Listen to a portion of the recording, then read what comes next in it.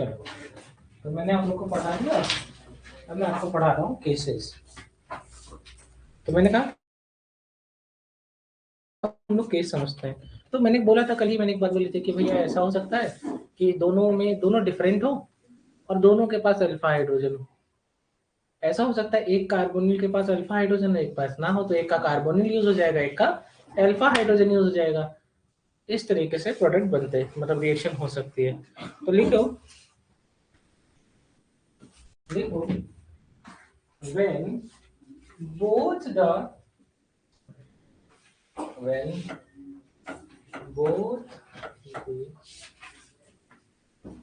molecule are different, molecule are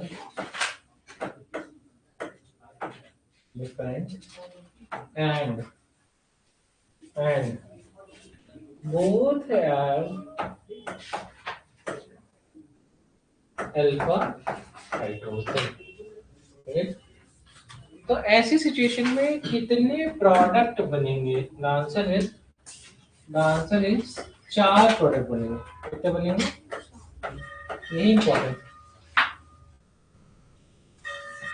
एक का carbonyl दूसरे का अल्फा, एक खुद का कार्बोनिल खुद का अल्फा 2, दूसरे का कार्बोनिल इसका अल्फा 3, और इसी का कार्बोनिल इसी का अल्फा 4। बस समझ में आ गई? तो चलो देखते हैं, एक एग्जांपल से समझने की कोशिश करते हैं।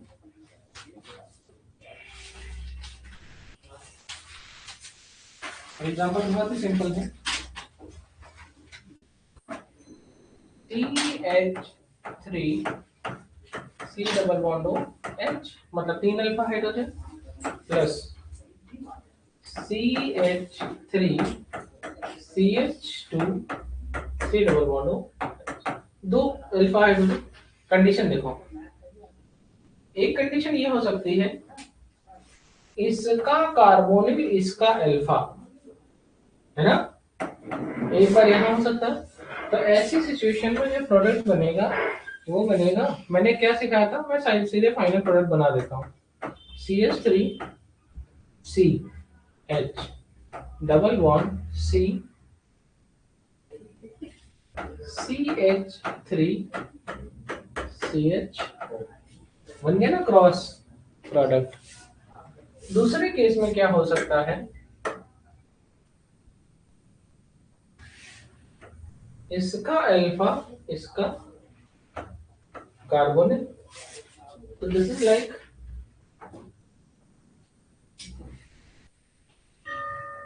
CH3 CH2 CH double bond CH CH।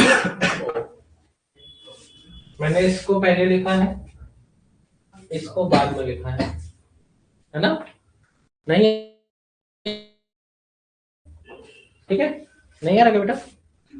आ रहा है ना? बस। अब ये दोनों तो क्रॉस एंड ऑल प्रोडक्ट है, देखो दो डिफरेंट यूज हुए हैं, तो एक मेजर प्रोडक्ट तो यही हो गए। ये दोनों क्या हो गए? Major product. और दो क्या हो जाएंगे? Self aldol. मतलब इसमें इस पर ये 2 मोल ले लोगे, इसी को 2 मोल ले लोगे, तो कुछ इस तरीके से हो जाएगा CH3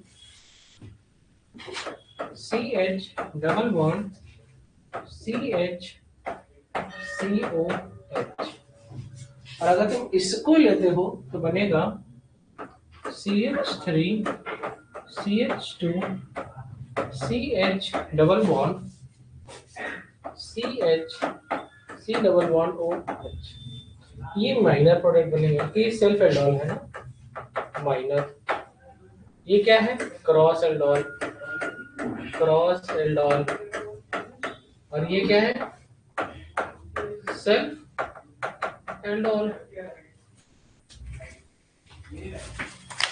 मुझे इतनी उम्मीद है कि मेरे बच्चों को समझ आ रहा है। किसी को नहीं आ रहा है तो आप पूछोगे तो मैं बताऊंगा। कोई भी बच्चा जो कल नहीं आए थे वो नहीं समझ पाएंगे, तो ये कल की क्लास में ही सिखाया था, आज की क्लास में उसका फाइनल रिजल्ट है। कोई ऐसा है जिसको नहीं आ रहा, जो उन्होंने कल क्लास अटेंड करी और आज पूछना चाह रहे हैं? आ रहा पवन? नहीं आ रहा पवन? आ रहा है नहीं आ रहा? थोड़ा क्या होता है यार? थोड़ा मतलब मेजर आ रहा, माइनर नहीं आ रहा है? कोई ऐसा चीज जो नहीं समझ में आ रहा बता दोगे तो एक एग्जांपल सिखा देंगे, वरना टाइम नहीं खराब करेंगे, आगे बढ़ जाएंगे।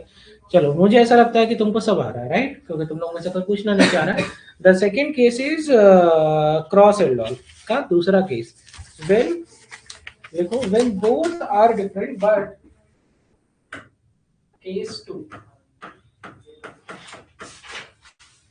When both are different but one have alpha hydrogen, but one have alpha जो किसी को ये इसका मतलब मेरी तरीके से तेजी से आंसर करने का तरीका सीखना हो तो मैं एक शब्द में बता दूं। मैंने कुछ नहीं किया, एक बार याद रखना, हमेशा मुझे पता है कि मुझे अल्फा बीटा अनसैचुरेटेड कंपाउंड बनाना है, ठीक है? तो तुम मेरे पैटर्न को देखो, तो मेरे पैटर्न में हमेशा मैं यहाँ से शुरुआत करता हूँ, मतलब कार्बोनिल वाला डबल बॉन्ड हटाता हूँ। देखो, अगर तुम मेरा पैटर्न कॉपी करोगे तो ये चीज तुम यहाँ से देखोगे, मैं यहाँ से इतना एक साथ उठाता हूँ और इसका ऑक्सीजन हटा देता हूँ, ये देखो। और उसके बाद मेरे लिए ये डिसीजन लेना आसान हो जाता है कि मुझे इस कार्बन से 2 हाइड्रोजन हटानी है। वो 2 हाइड्रोजन हटाऊंगा तभी तो डबल बॉन्ड बनाऊंगा।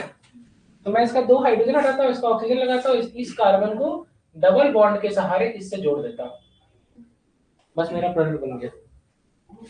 देखो, मैं तुरंत ऐसे प्रोडक्ट बनाता हूँ, एक बहुत ही सटीक तरीका जो आपके आंसर को एकदम मतलब नेक्स्ट लेवल पे एक्यूरेट बना देता है, और मेरा आंसर इस तरीके से आ जाता है। अब आंसर है कि एक के पास अल्फा हाइड्रोजन है और एक के पास नहीं है। सवाल का जवाब इतना सा बताइएगा कि कितने प्रोडक्ट बन सकते हैं। तो हाँ, तो चलो, मतलब अगर देखो तो यहाँ से बात इस तरीके से समझ में आती है, जिसके पास अल्फा हाइड्रोजन नहीं है वो सेल्फ एल्डोल तो नहीं देगा, है ना? बहुत सिंपल है। जिसके पास अल्फा हाइड्रोजन नहीं है वो सेल्फ एल्डोल नहीं देगा, उसका सिर्फ कार्बन ही यूज हो सकता है, क्योंकि उसके पास हाइड्रोजन ही नहीं है। तो 2 प्रोडक्ट तो नहीं बनेंगे, तो बनेंगे कितने? 2। एक बार कब बनेगा? जिसके पास अल्फा हाइड्रोजन है उसी का सेल्फ, समझ पा रहे? इमेजिन करिए। और दूसरी बार तब बनेगा जब जिसके पास अल्फा हाइड्रोजन है उसका हाइड्रोजन और इसका कार्बोनिल। जब तक आप आंखों के सामने नहीं देख सकते तो आप आंसर नहीं कर पाएंगे, ठीक है? देखना, मेरे सवाल का जवाब सिर्फ इतना है, मैंने ले लिया एक जगह फॉर्मल्डिहाइड और एक जगह आप ही के कहने पर ले लिया CH3CHO। बहुत सिंपल ले रहा हूं ताकि आप समझ पाए, है ना? तो मुझे पता है कि एल्डोल कंडेंसेशन होने के लिए अल्फा हाइड्रोजन का होना जरूरी है, कम से कम एक के पास तो होना ही चाहिए। तो मैंने एक बार इसका कार्बोनिल लिया और इसका अल्फा हाइड्रोजन लिया, एक प्रोडक्ट बनेगा। तो पता है क्या बनेगा? CH2 इसका ये हटा रहा हूँ, ये double bond CH CHO, cross aldol क्या प्रोडक्ट है। और एक बार इसी का सेल्फ बना देता हूँ, मतलब CH3 CHO plus CH3 CHO। तो भैया इसका कार्बन, इसका अल्फा, तो ये हो जाएगा कुछ इस तरीके से CH3 CH double bond CH है ना? तो मुझे लग रहा है कि मेरे 2 प्रोडक्ट बनते हुए आपको बहुत ही अच्छे तरीके से दिख गए। इसके अलावा कुछ भी नहीं बना सकते हो, क्यों नहीं बना सकते उसका कारण क्या है? चलो, इसी का सेल्फ बनाने की कोशिश करो तो कार्बोनिल तो मिल जाएगा, अल्फा मिलेगा क्या?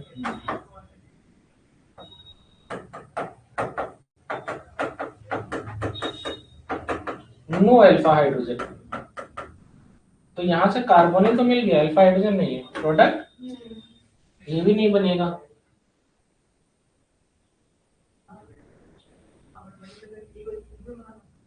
अब एक प्रोडक्ट में हमने इसका अल्फा हाइड्रोजन ले लिया है, क्या ले लिया? तो अब मुझे इसी का अल्फा हाइड्रोजन लूंगा तभी कुछ अलग बनेगा। तो चलो CH3 C double bond OH, तो इसका कार्बोनिल ले लिया और अब यहाँ पर नो अल्फा हाइड्रोजन बनेगा नहीं। बात समझ में आ गई कि दो प्रोडक्ट कैसे बनते हैं। मुझे लग रहा है कि मेरी समझाई हुई बात जो मैं समझाना चाहता था आपको बहुत अच्छे तरीके से समझ आई, राइट? है ना? चलिए, मुझे लग रहा है कि ये बहुत ही आसान था, बहुत ही आसान आंसर था। अब चलो, ये हो गया। अब हम लोग पढ़ने जा रहे हैं कैनिजारो रिएक्शन। कौन सी रिएक्शन पढ़ने जा रहे हैं? Now the next is Cannizzaro reaction.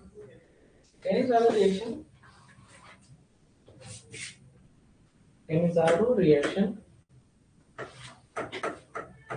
given by aldehydes having no alpha hydrogen। मस्त है ना? अब यहाँ पर एक चीज आती है एक्सेप्शन, तो लिखेंगे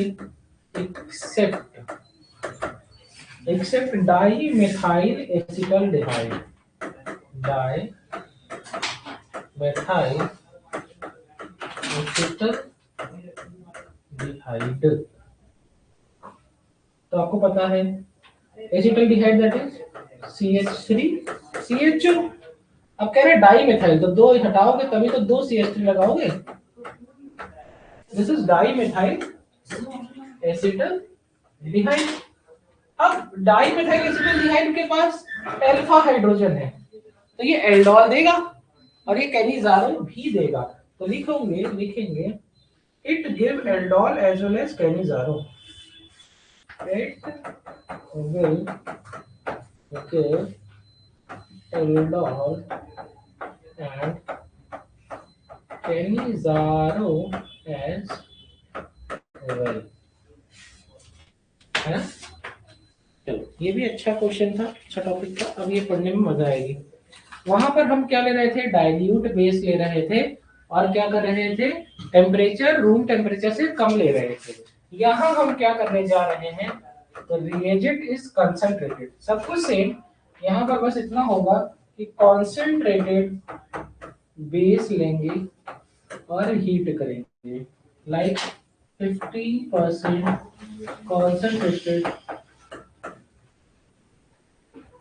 और 50% concentrated NaOH heat, BaOH का whole twice heat and all, right? बात समझ में आ गई?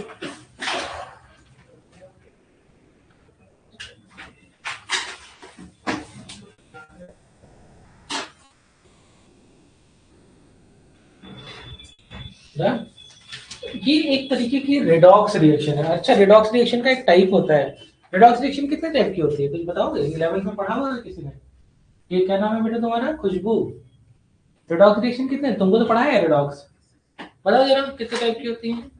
ऐसे नहीं पढ़ाया है, मैंने ही पढ़ाया, मुझे नहीं तो बताइए। रेडॉक्स कितने तरीके की होती है? एक बता दो, कोई एक बता सकता हूँ, कहो तो एक बता दो। Intramolecular redox. दूसरा बताओ। एक्स्ट्रा मॉलिकुलर, देख रही हो? इंटरमॉलिकुलर। तीसरा बता दो जिसका जो इसमें लिखना है, वही तीसरा है डिसप्रपोर्शनेशन। कौन सी? और उसके बाद एक और होती है दैट इज कम प्रपोर्शनेशन। हाँ, याद कैसी होगा? पेपर में जब आ जाएगा तब याद आएगा। अरे ये तो बहन काश में पढ़ ली होती। अच्छा, मैं आपको एक बहुत ही जिंदगी की बहुत बड़ी बात बता दे रहा हूँ, विश्वास मानिए। ये कुछ 80-90 चैप्टर पढ़ के आप जीवन में हर महीने 1 लाख से ऊपर की इनकम कर सकते हैं। जब आप इत्मीनान से बैठेंगे, अपनी जिंदगी अपने हिसाब से चलाएंगे, तब भी 1-1.5 लाख रुपया कमा सकते हैं अपनी क्लिनिक मजे से चला के। बैठिए, केस करिए, पैसा आएगा। और ये 90 चैप्टर नहीं पढ़ोगे तो जीके भी पढ़ना पड़ेगा, हाँ, एप्टीट्यूड भी पढ़ना पड़ेगा, यूपी पुलिस में दौड़ना भी पड़ेगा, हाँ, हर 6 महीने पे एक एग्जाम देना पड़ेगा। रेलवे की निकल रही तो रेलवे दोगे, यूपीपी निकल रही तो यूपीपी निकलोगे, कहीं हाइट देखोगे, कहीं पेट देखोगे, कहीं कुछ देखोगे, और रोज रोज चिढ़ोगे इस बात से कि मैं सेटल क्यों नहीं हो रहा। और ये 90 चैप्टर तैयार कर लोगे तो एक अच्छे मेडिकल कॉलेज में अच्छी लाइफस्टाइल रहेगी, अच्छा खाना मिलेगा, भरपेट 4,000 रुपए में पूरे साल का हॉस्टल रहेगा, दैट इज 3600 के अप्रॉक्स था। तो 4,000 रुपए का एक साल का मतलब 1 महीने का नहीं, 1 साल का। और उसके बाद 30-20 हजार के आसपास का खाने का रहता, मेस का 36-33 हजार के आसपास तो मेस का। उसके बाद 56,000 के आसपास स्टाइपेंड आ जाएगा, वो आ जाएगी तुम्हारी स्कॉलरशिप, जो हाँ बता दोगे कि हम गरीब ईडब्ल्यूएस लगा दो, कुछ लगा दोगे तो पैसा आ जाएगा। फिर उस पैसे से तुम कुछ भी कर सकते हो क्योंकि तुम्हारे अकाउंट में आ रहा है, पापा को बताओगे नहीं, पापा से वो पैसा कटवा लिए 30-40-50 हजार रुपए। हाँ, तो कुल मिला करके अगर मैं 50,000 का एवरेज लगा लेता हूँ तो 5 चौक 20, 2 लाख रुपए में तुम्हारा मेडिकल फाइनल हो गया, जिसमें रहना खाना घूमना जो कैंपस की तरफ से है। उसके बाद कैंपस के जो अच्छे इवेंट्स होंगे जैसे फेस्ट होगा, उसमें तुम 200-100 रुपए दे दोगे, सलमान खान को देख लोगे, कभी इसको देख लोगे, कभी किसी हीरो से मिल लोगे, प्रोजेक्ट हेड बन जाओगे। जैसे इस समय मैं ICCMRT का प्रोजेक्ट हेड हूँ, आज मैं दिन में वही था, कल मैं फिर जाऊंगा, दिखाऊंगा, तुम लोगों को फोटो डालूंगा, देख लेना। तो इस तरीके से क्या होता है कि वो मिलेगा, लीडरशिप स्किल मिलेगी, हाँ। और उसके बाद क्या मिलेगा, जब तुम इंटर्नशिप करोगे 22,000 रुपये महीना मिलेगा तुमको। दूसरी कोचिंग वाले, दूसरे वो क्या कहते हैं हॉस्पिटल वाले बुलाएंगे, यार मेरे यहाँ एक केस कर दो, इतना रुपया ले लेना, इतना % ले लेना। हाँ, फ्रीलांसर की तरह अच्छे से कमा सकते हो। इंटर्नशिप करने के बाद नहीं मन है तो कहीं सारे हॉस्पिटल में कंसल्टेशन कर सकते हो, नहीं जॉब करने का मन है। और अगर जॉब करने का मन है तो 60-70 हजार रुपए तो उससे शुरुआत होती है, मतलब गिरी हालत में 40,000 से शुरुआत होती है। अगर तुम सबसे बेकार बच्चे हो तब भी 40,000 पा रहे हो। एक सरकारी नौकरी में मुझे लगता है कि मुश्किल से 50,000 35,000 रुपए से 40,000 से सैलरी शुरू होती है। हाँ, फिर तुमको एक और ऑफर मिलेगा कि भैया NHM का इंटरव्यू दे दो, जा करके किसी CHC PHC में डॉक्टर बन के बैठो, MO बन के बैठो। हाँ, नहीं देने की मन है तुम्हारा किसी को कोई UPPSC का एंट्रेंस एग्जाम, तब भी तुमको डायरेक्ट इंटरव्यू बेसिस पे जॉब मिल रही है। फिर भी नहीं मन है तो जूनियर असिस्टेंट डॉक्टर की, जूनियर साइंटिस्ट की पोस्ट मिलती है। जितने भी ICMR के प्रोजेक्ट होते हैं, UPCST के प्रोजेक्ट होते हैं, वहां पर आप जाकर के प्रोजेक्ट में 67,000 रुपए इस समय है सैलरी, HRA मिला करके पहुंच जाता है। 20% का अगर तुम देख लोगे तो 80-80 हजार के आसपास पहुंच जाता है। मतलब 35,000 से 40,000 तुम्हारा गिरी हालत में कहीं नहीं गया। हाँ, जब तुम कुछ नहीं करोगे तो एवरेज आ जाएगा 50-55 तुम्हारी जो रहेगा कमाए खाते में। तो अब मुझे लगता है कि ये 80 चैप्टर नहीं पढ़ना चाहिए, और उसके बाद अनलिमिटेड सिलेबस पढ़ना चाहिए, दौड़ में बैठना चाहिए, UPPSC की तैयारी भी करनी चाहिए, SSC की भी करनी चाहिए, यूपी पुलिस की भी तैयारी करनी चाहिए। और उसके बाद जिंदगी भर अपने आप को कोसना चाहिए कि यार ये सरकार को कोसो, उनको कोसो, उनको कोसो। मैं आपको विश्वास मानिए, इतनी दुनिया में त्राही माम और ये सब चीज है, मैं कभी की सरकार को कोसने की जरूरत नौबत नहीं आती, क्योंकि मेरे पास काम भर का पैसा आ जाता है। बात समझ रहे हैं ना? मतलब आप अपनी अपनी लाइफ को आप अपने हिसाब से जी सकते हैं। लेकिन ठीक है, नहीं करने का मन है तो कौन सी बड़ी बात है। 11-12 का ही तो सिलेबस आ रहा है, ये भी नहीं जीके आ रहा है। पहले तो जीके भी आता था 20 क्वेश्चन, एम्स का अलग से पेपर होता था। अभी तो एम्स में इसी 80-90 चैप्टर पढ़ने से आप पहुंच जा सकते हो, एम्स भी पहुंच सकते हो, मौलाना आजाद भी पहुंच सकते हो, KGMU भी पहुंच सकते हो, हिमाचल के किसी अच्छे मेडिकल कॉलेज में जाना है वहां जा सकते हो। 7 एम्स में से किसी एम्स में, अब तो 11 होने वाले हो गए शायद, तो आप कहीं भी जा सकते हैं। हाँ, एम्स दरभंगा नहीं खुला है अभी, तो एम्स दरभंगा के चक्कर में पड़ जाना। तो एक बात समझ लो कि मतलब ये है कि जिंदगी में ये 80-90 चैप्टर के आसपास घूमोगे तो किसी अच्छी जगह पे इत्मीनान की जिंदगी जी सकोगे। अगर नहीं घूमोगे तो तुम रोज जिंदगी में चिढ़े रहोगे। बहुत सिंपल सा नियम है। तुमको जो वहां दिखता है, जो चमकता है, वो यहाँ पे खटता है। जो मैंने आपको बताऊं, मैं अपनी तैयारी में दौरान, चाहे मेरे भाई की बात करूं, मैं किसी की बात करूं, हम लोग कभी पार्टी में नहीं जाते थे। हम लोग, मैं अपने घर जाता था, विश्वास नहीं मानोगे, 2 दिन 1 दिन, 2 दिन 1 दिन, मैं संडे तक की अपनी टीचर की क्लास नहीं स्किप करता था। क्योंकि मुझे मिला ही नहीं था, मुझे लगा कि कर लो, लाइफ बदल जाती है, लाइफ बदल जाएगी तो फिर मजा आएगी। 30,000 रुपये मेरी फीस है इधर, 29,000 रुपये में पीजी की। 30,000 रुपये में उन्होंने सब कुछ दे दिया, एग्जामिनेशन फीस सब सब। पिताजी मेरे गवर्नमेंट जॉब में है तो मुझे स्कॉलरशिप नहीं मिलती है, मुझे जरूरत भी नहीं है। 56,000 रुपये के आसपास थी, चाहिए तो ले सकते थे, नहीं हॉस्टल था 4,000 रुपये में। तो मतलब ठीक है, ये आपकी जिंदगी है। आप ही लोगों को पढ़ाते पढ़ाते पहुंच गया, 8वीं रैंक थी मेरी, तीसरी ओबीसी कैटेगरी में मेरी तीसरी रैंक है। और 3 काउंसलिंग के बाद मुझे कॉलेज अलॉट हो गया आराम से। मैं पहली काउंसलिंग में अलॉटेड था, मैंने 3 काउंसलिंग के बाद अपना रिजल्ट देखा। विश्वास मानिए, मेरी डेंटल चेयर खराब हो गई थी, मैं ऐसे बैठा हुआ था तो मैंने कहा लाओ, वो रिपेयर कर रहा था, रिपेयर करने वाला आया था, मैं बैठा था ऐसे, मैंने कहा लाओ चेक कर लेते हैं अपना रिजल्ट। रिजल्ट देखा तो उसमें पापा का नाम 8वें नंबर पे। हमने कहा अरे 2 बार पापा का ही नाम है क्या? दोबारा देखा 8वें नंबर पे, ओपन रैंक में 8वां रैंक।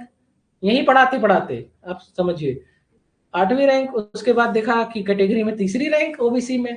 तो मैंने अपने भाई फोन किया, यार एक चीज तो बहुत अच्छी है कि सेलेक्ट तो हो गए हैं ये कह रहा नहीं हो गए।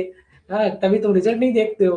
हाँ, बहुत दिन से हमसे कह रहे थे कि रिजल्ट क्यों नहीं देखते, रिजल्ट क्यों नहीं देखते। तो हेलो, हाँ सर आ जाइएगा, आ जाइएगा। हाँ हाँ आ जाइए, आ जाइए 6:30 आ जाइए। ठीक है। तो देखा तो हमने कहा लेकिन वो बात तो ठीक है, मेरा यार पहला अलॉटमेंट था और तीसरा अलॉटमेंट चल रहा। गए डीन के पास, तो किस्मत ऐसी थी कि डीन के पास गए तो डीन कह रहा डॉक्टर साहब अभी तक कहाँ थे आप? ओके सर, देख लीजिए सर, साल खराब हो जाएगा। तो कहे अभी तक कहाँ थे डॉक्टर साहब आप? हमने कहा कि सर रोज मैं देखता था, फिर जो 2-4 दिन हम थोड़ा सा नहीं देख पाए, उसी में रिजल्ट आ गया। तो कह रहा है कि अच्छा जरा मेरे यार जरा दांत में दर्द, जरा देखो क्या दिक्कत है। मैं आपको विश्वास बताता हूँ, उन्होंने कहा कि मेरे बहुत दर्द हो रहा है यहाँ पर, जरा देखो क्या है। तो मैंने तुरंत देखा, दवा लिखी, दे दिया। कह रहा ठीक है। उसने कहा एप्लीकेशन लेके आओ, एप्लीकेशन पे उसने साइन किया। तुरंत मैंने जा करके, जो क्लर्क ऑफिस होता है तुरंत बगल में था, तुरंत दिया। पहले मैं क्लर्क से बात कर चुका था, बस डीन का ही साइन लेना था। डीन ने तुरंत लिख के दिया।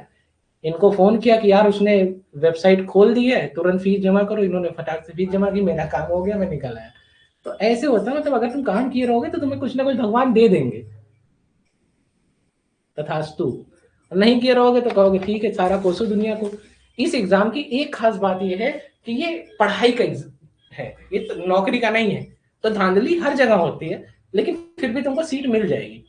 2-4-10% के लिए पागल मत हो जाओ, लेकिन सीट मिल जाएगी, तुम्हारा करियर आगे चल गया, फिर अभी भी तुम्हारे पास फिर मौका है पीजी में। एक यूजी फिर पीजी, फिर डीएम वीएम करना मन करेगा तो ये समझ लो कि इसी के आसपास में तुम सफल हो जाओगे और इसी के आसपास तुम परेशान रहोगे। बात समझ रहे हो? बहुत ही डिफाइंड सिलेबस है, हर चैप्टर से क्वेश्चन आना है, इतने ही टॉपिक हैं, ये ऐसे ये ऐसे। अगर तुम बहुत ही कैलकुलेटिव माइंडसेट से पढ़ोगे तुम कभी आपका लॉस नहीं होगा, और आप बहुत इमोशनल बनोगे तो जीवन में कभी सफल नहीं होगे। ठीक है। It is a disproportionation,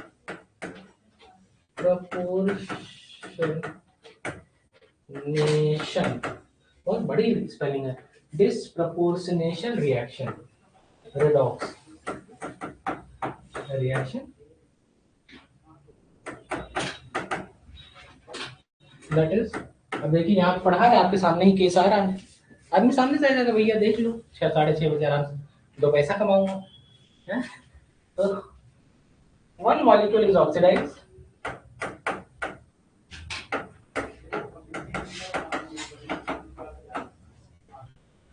into salt of carboxylic acid, into salt of carboxylic acid, and other molecule is reduced,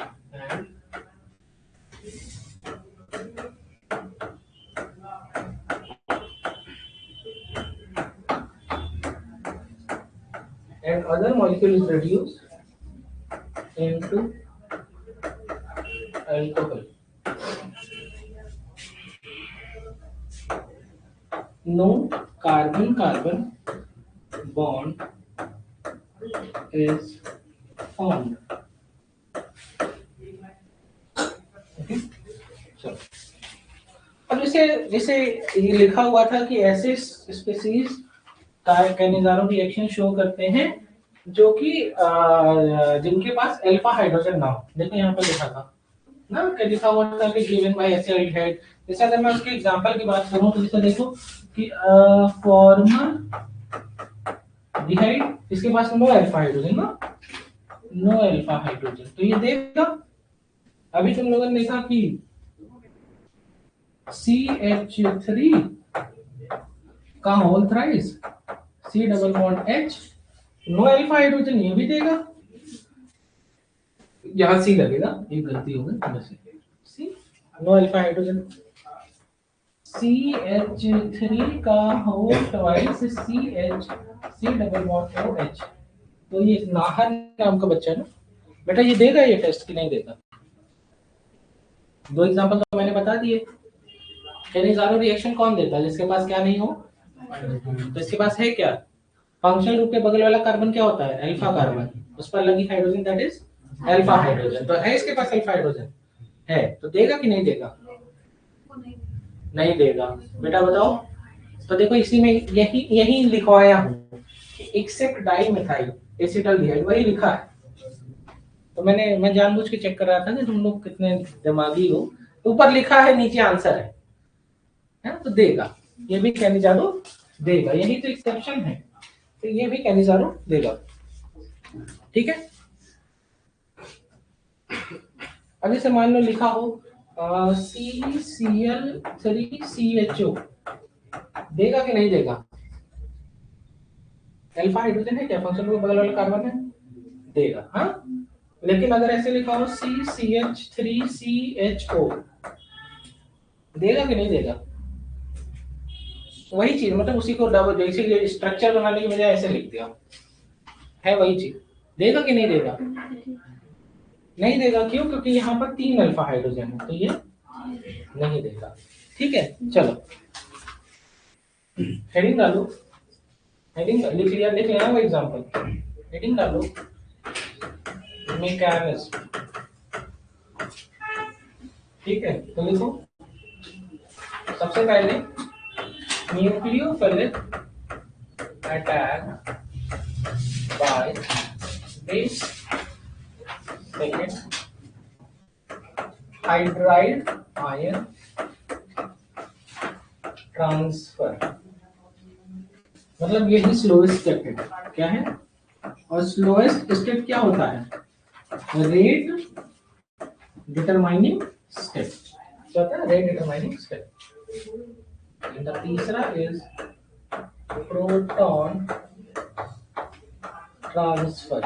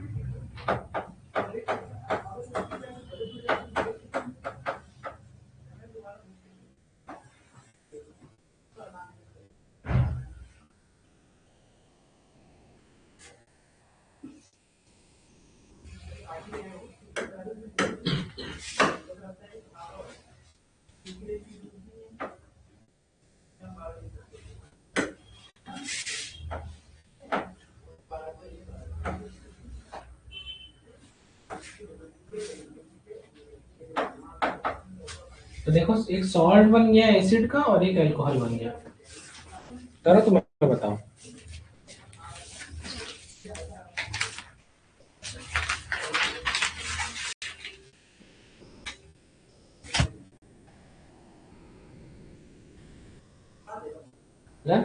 अब मैं समझाऊं?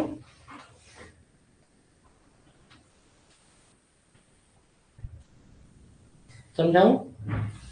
देखो क्या हुआ कि ये स्टेप 1 है, स्टेप 2 है और स्टेप 3 है। बस इसमें एक चीज देखना है कि कोई भी एल्डिहाइड है, कोई भी एल्डिहाइड है, उसी का एसिड बनेगा, उसी का अल्कोहल बनेगा। क्या? उसी का एसिड, उसी का अल्कोहल।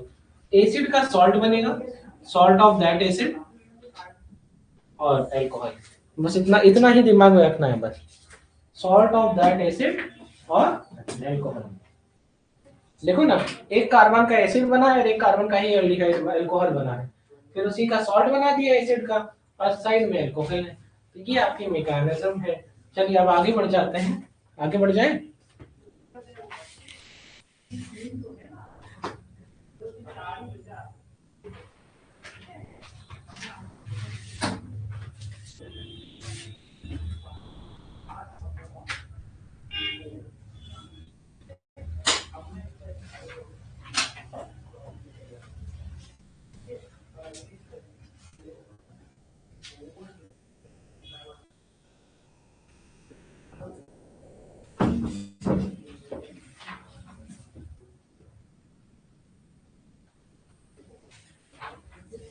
ठीक है, चलिए फटाफट लिखें आगे।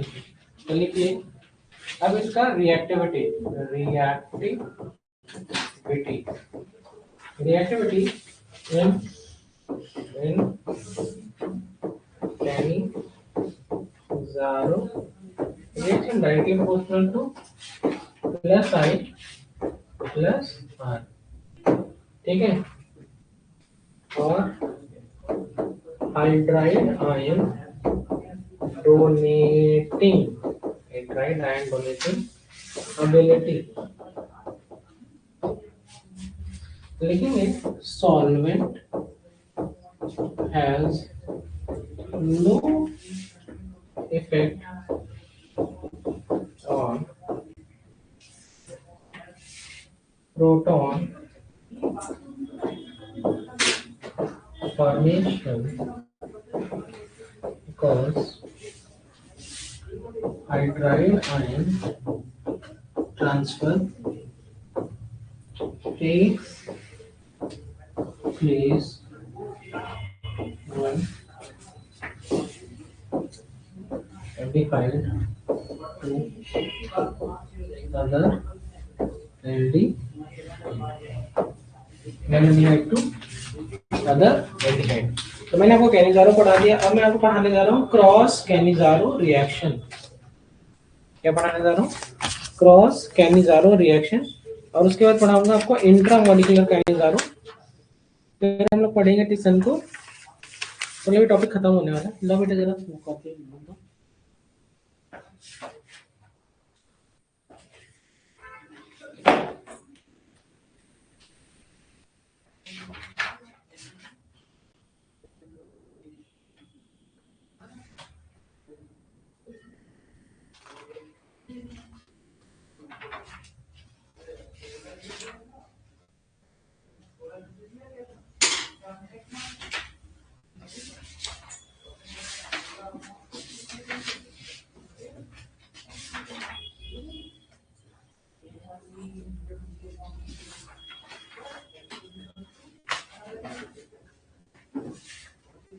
ठीक है, अभी इसमें ये विशेष के बाद दो एक कल की क्लास के बाद, कल ही क्लास में इसकी प्रिपरेशन भी पढ़ाऊंगा। कल ये सबसे मेन चीजें पढ़ा दी कि क्या क्या रिएक्शंस होती हैं, कहाँ कहाँ पर यूज होती हैं, यही सबसे एग्जाम इंपॉर्टेंट था। इसके बाद मैं प्रिपरेशन पढ़ा दूंगा और इसके बाद मैं आपको पढ़ा दूंगा क्या कहते हैं कार्बोक्सिलिक एसिड। तो हमारा ये टॉपिक खत्म होगा इस वीक में, ये टॉपिक खत्म हो जाएगा, बड़ा चैप्टर है।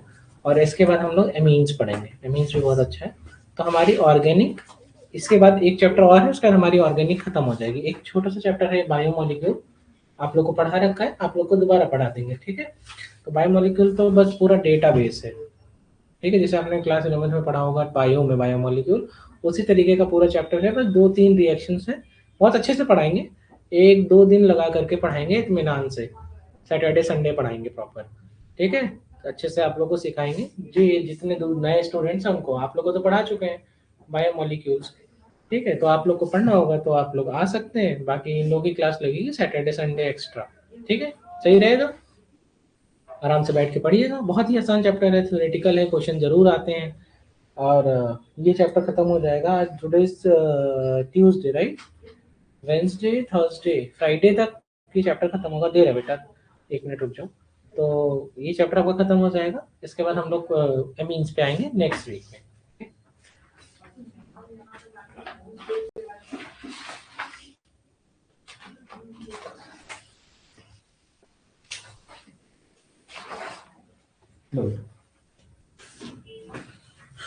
ठीक है, चलो हेडिंग डालो, हेडिंग डालो, cross Cannizzaro reaction, cross Cannizzaro reaction, cross Cannizzaro reaction, cross Cannizzaro reaction. Deepak कहाँ हो गई है तुम? घर से पढ़ाई कर रहे हो?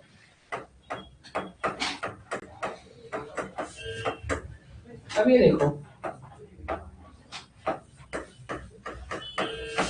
देखो दोनों ही में अल्फा हाइड्रोजन नहीं है, देखो दोनों में ही अल्फा हाइड्रोजन नहीं है। जिस कार्बन से लगा है उसके पास अल्फा हाइड्रोजन नहीं है। तो आपका ये एग्जांपल बहुत ही अच्छा है। क्रॉस यहाँ पर हमने लिया 50% KOH, मतलब आप समझ गए ना, कंसंट्रेटेड पोटेशियम हाइड्रोक्साइड।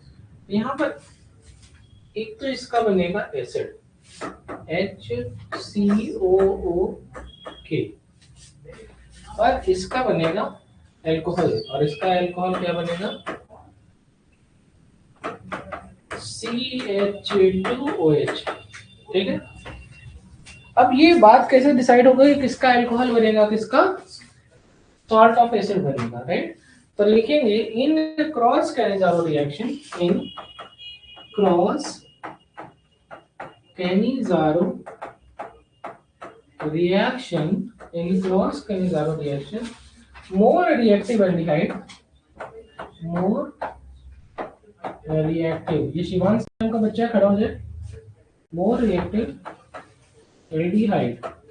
तो एल्डिहाइड की रिएक्टिविटी ऑर्डर बताओ बेटा, एलिफैटिक और एरोमेटिक में कौन ज्यादा रिएक्टिव? हाँ तेज बोलो, तेज। एरोमेटिक। हाथ ऊपर करा दे क्या तुम्हारा? हाँ, रिएक्टिविटी ऑर्डर में क्या पढ़ाया था? Aliphatic aldehyde, aliphatic ketone. हाँ, ये सब नहीं बताया क्या? एलिफैटिक एल्डिहाइड के बाद रिएक्टिव होता है एरोमेटिक एल्डिहाइड, फिर होता है एलिफैटिक कीटोन, फिर होता है एरोमेटिक कीटोन। तो मोर एलिफैटिक, तो इसमें एरोमेटिक ये है, एलिफैटिक ये है, तो ये किसमें हो जाएगा? इसका ऑक्सीडेशन हो जाएगा। एल्डिहाइड का ऑक्सीडेशन करोगे तो क्या बनेगा? एसिड। और इसको रिड्यूस करोगे तो कार्बोनिल कंपाउंड को रिड्यूस करोगे तो क्या बनेगा? अल्कोहल। बैठ जाओ, बहुत तेज हो तुम। ये तो अभी रिसेंट में क्लास में ही पढ़ा है, चैप्टर पढ़ रहे हो तो रिवाइज भी करो।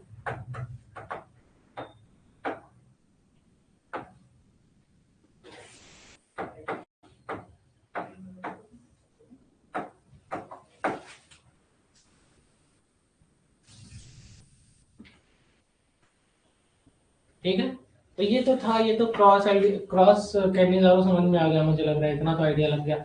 एक पुराने पर ही बेस्ड एक क्वेश्चन करा दें, जो भी इसके पहले कैनिज़ारो कराया था, तो उस पर बेस्ड एक क्वेश्चन देखो, उस पर बेस्ड एक क्वेश्चन करा दे रहा हूँ ताकि तुम लोग को समझ में आ जाए। यहाँ लग गया CL, ठीक है, हमने ले दिया 50% KOH पर करा दिया हीट।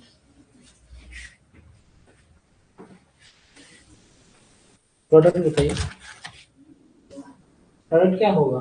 तो कहेंगे सर अगर एक ही कंपाउंड कहीं पे आ जाए तो उसी का एसिड बना लेना, उसी का अल्कोहल।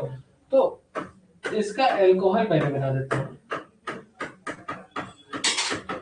और इसी का सॉल्ट ऑफ एसिड एक साथ लिख दे रहा हूँ, COOK लिख दूं, मतलब एसिड बनाओगे फिर उसको करोगे, से अच्छा लिख दे रहा हूँ, सॉल्ट ऑफ एसिड मैंने लिख दिया। अब बता रही इस क्लोरीन का क्या होगा? तो पहली बात तो ये क्लोरीन यही रहेगा। क्यों यही रहेगा? क्योंकि इस क्लोरीन के पास क्या है? 3 लोन पेयर, और लोन पेयर और पाई क्या है? लोन पेयर और पाई कॉन्जुगेशन है। क्या है? और इस तरीके के lone pair of pi conjugation को क्या कहते हैं? Due to resonance. तो रेजोनेंस में है तो रिएक्शन में पार्टिसिपेट नहीं करेगा, तो ये ब्रेक होगा कि नहीं ब्रेक होगा? तो डू नॉट ब्रेक। बात समझ में आ गई? Loan pair of pi bond क्या है? कॉन्जुगेशन में है, तो क्या करा दिया? रेजोनेंस। रेजोनेंस की वजह से ये ब्रेक नहीं होंगे। ठीक है, चलो अच्छा था कुछ। हेडिंग डालो इंट्रामोलिकुलर कैनिजारो। क्या डालेंगे? Intramolecular Cannizzaro.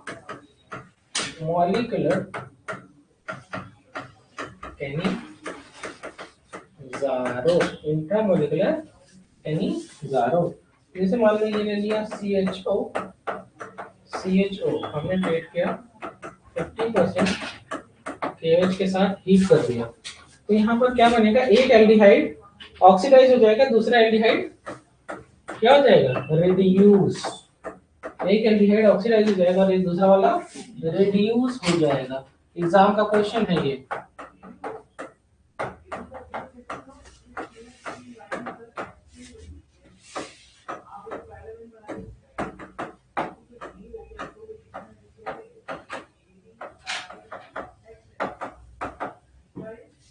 ठीक है, बात समझ में आ गई? तो इस तरीके के क्वेश्चन एग्जाम में आते हैं, आपको आना चाहिए। तो हमने आपको कैनिजारो भी सिखा दिया, मैंने आपको वो भी सिखा दिया, एल्डोल भी सिखा दिया। ठीक है, मैंने आपको टॉलिंस पढ़ाया था, बेनेडिक्ट पढ़ाया था, सब पढ़ा दिया। अब मैं आपको पढ़ाने जा रहा हूँ टिसेनको रिएक्शन। कौन सी रिएक्शन? टिसेनको रिएक्शन। हेडिंग डालिए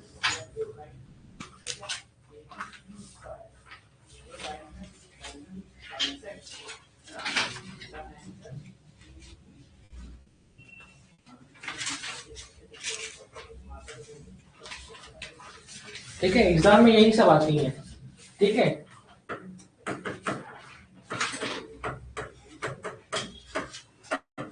टिसेनको रिएक्शन तो लिखिए, it is modified Cannizzaro reaction given by it is modified Cannizzaro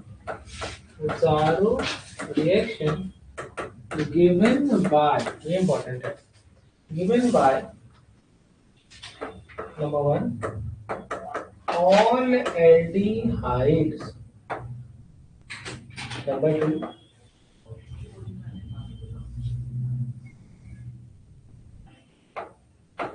ester is the final product. Ester will be the final product. Example से दिखाता हूँ। CH3 CHO हमने इसको ट्रीट किया, इसका रिएजेंट लिख लेना। Again this is a disproportionation reaction.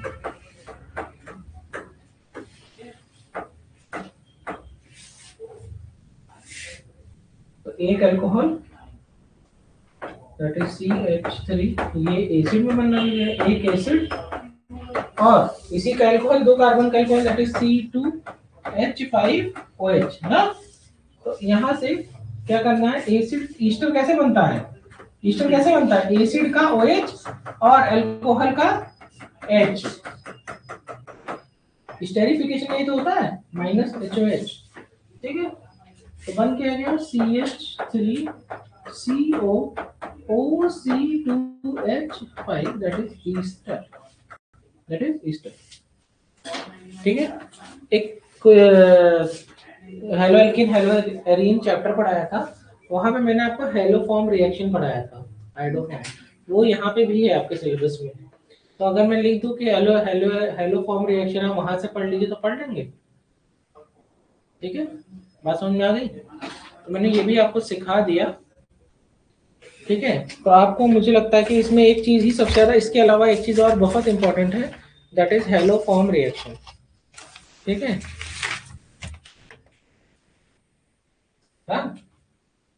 Done. तो अब इसके बाद मैं एक पॉइंट लिख दे रहा हूँ कि हेलोफॉर्म रिएक्शन कहाँ पढ़ाया था? हेलो एल्केन हेलो एरीन में। तो लिख दूं कि from halo alkane and hello Aries. मुझे लग रहा है कि अब समझ गई है कहाँ से पढ़ना है। ठीक है, नोट करना हो नोट कर लीजिए। बुक दो बेटा जरा।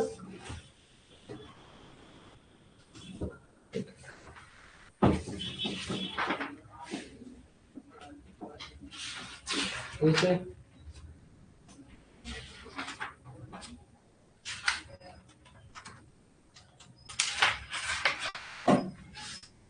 नोट हो गया। देख रहा हूँ अलग से फॉर्मल्डिहाइड के बारे में कुछ स्पेशल रिएक्शंस तो नहीं लिखी है, क्योंकि पहले हुआ करती थी, अब नहीं। देखो ये देखो आइडोफॉर्म के बारे में लिखा हुआ है, पेज नंबर 240। देखो ये आइडोफॉर्म टेस्ट के बारे में लिखा हुआ है, तो मैंने अभी पढ़ाया ना हेलोल्किन हेलोरिन में, तो आप वहां से पढ़ लीजिएगा जरूर से। ठीक है, देखिए मैंने आपको टॉलरेंस पढ़ा, मैंने आपको ये देखो ऑक्सीडेशन वाली ही रिएक्शन अभी पढ़ाई।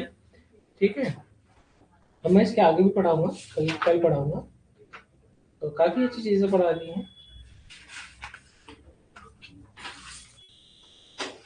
सब लोग एनसीईआरटी भी लेके आइएगा, सबके पास है ना, तो होगी। ठीक है, this is all about today. Next class में मिलेंगे, वहां पे डिस्कस करेंगे कि क्या आगे पढ़ना है। कल यही पढ़ाऊंगा, देखो ये reaction with PCl3 PCl5 SOCl2 ammonia. ठीक है, ये आगे पढ़ाना है। वैसे तो चाहूँ तो अभी पढ़ा सकता हूँ, लेकिन कल ही पढ़ाऊंगा। दैट इज अल्फा हेलोजिनेशन, है ना।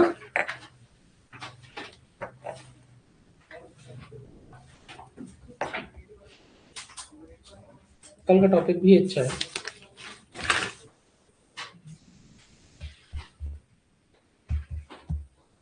ठीक है, नेक्स्ट क्लास में, थैंक यू।